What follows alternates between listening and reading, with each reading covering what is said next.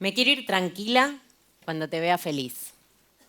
Eso es lo que me decía mi abuela hace unos años atrás, cuando yo no estaba en pareja. Lo que mi abuela no entendía era que yo, lejos de sufrir mi soltería, la pasaba bastante bien. Arielita, ¿por qué te teñís así el pelo si te queda tan lindo, natural? ¿Cómo explicarle a mi abuela de 91 años que el desgastado de puntas está de moda, cuando encima ella tiene un pelo morocho divino, súper natural, por supuesto? Esos momentos en los que hay que contar hasta 10, respirar hondo y recordar que tiene muchas décadas de vida encima, como para andar pensando cómo van a caer sus comentarios. Hace 3 años empecé a salir con mi novio. Justo cuando estaba a punto de presentarlo formalmente, recibí un llamado de mi mamá. Mi mamá me decía llorando que mi abuela se había caído en su casa y se había dado un golpe muy fuerte en la cabeza que le provocó un derrame cerebral. Enseguida la llevaron de urgencia al sanatorio y la internaron en terapia intensiva. Estábamos con mi familia en la sala de espera sin saber qué pasaba, hasta que finalmente el médico salió y nos dijo que iban a tener que operarla y que una operación así, a su edad, podía no salir bien. El médico nos ofreció entrar a la sala y darnos un tiempo para despedirnos. Sí, para despedirnos. Con mis hermanos en la sala, yo al pie de la camilla de mi abuela, empezaron a pasar un montón de recuerdos por mi cabeza. Pensé en todas las veces que me enojé por sus comentarios desubicados. Pensé en todas las discusiones que tuvimos por pensar diferente. Pensé en todos sus reclamos, con razón, por no llamarla o visitarla seguido. Y también me acordé de las veces en que volvía en micro del colegio y ella estaba en la puerta de su casa esperándome.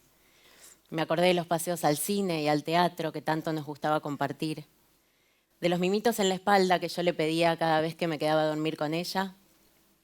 Y también de los torneos de buraco, que siempre me ganaba, porque nunca fue de las abuelas que se dejaron ganar.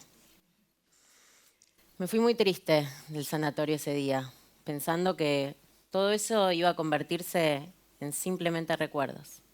Y triste, porque justo ahora que yo estaba en pareja, ella, según sus parámetros, no había llegado a verme feliz.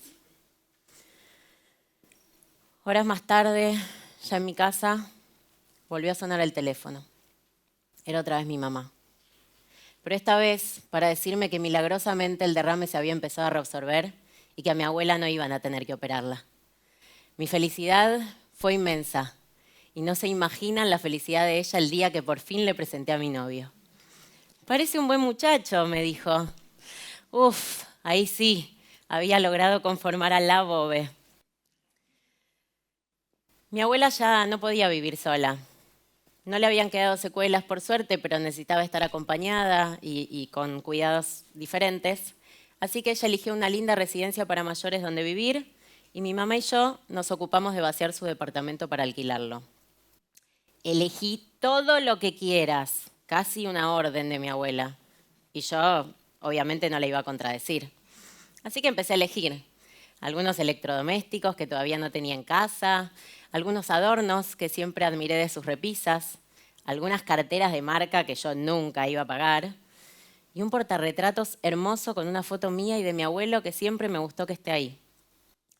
Pero había algo en el fondo de un placar que ni mi mamá ni yo sabíamos que había todavía en esa casa.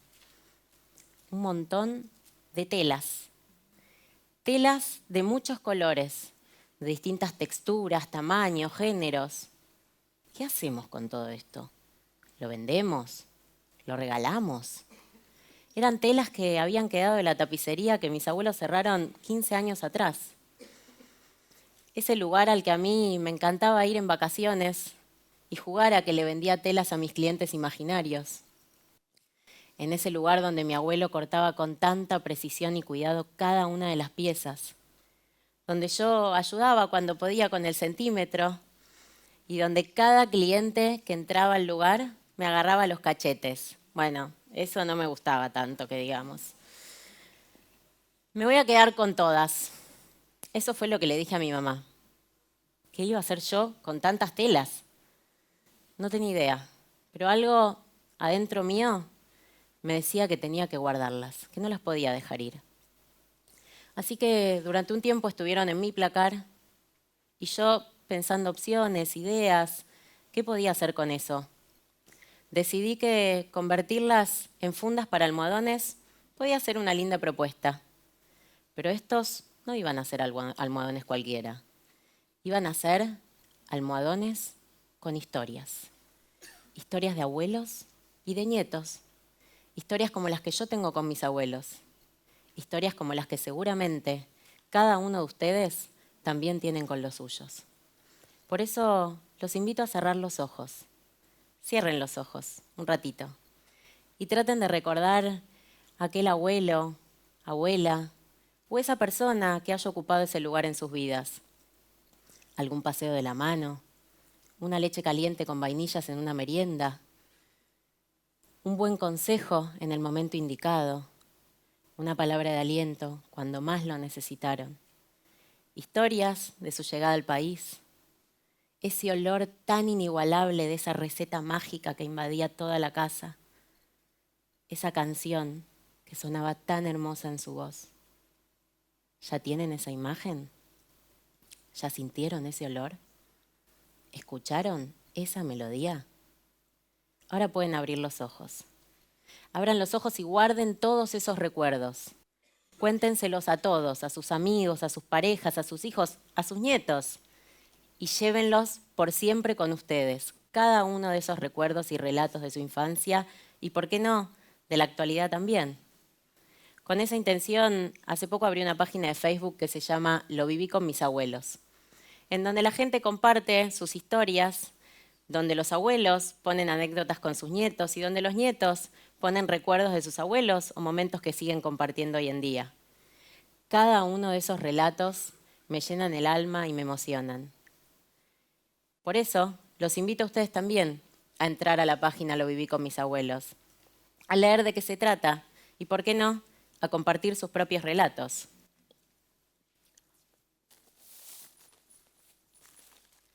Cada uno de esos relatos van a acompañar a uno de los almohadones que yo estoy haciendo con las telas de mi abuela.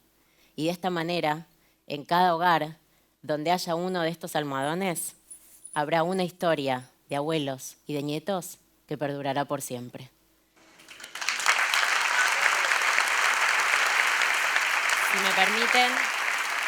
Si me permiten, quiero aclarar que yo sigo teniendo la suerte de compartir historias con mi abuela hasta hoy.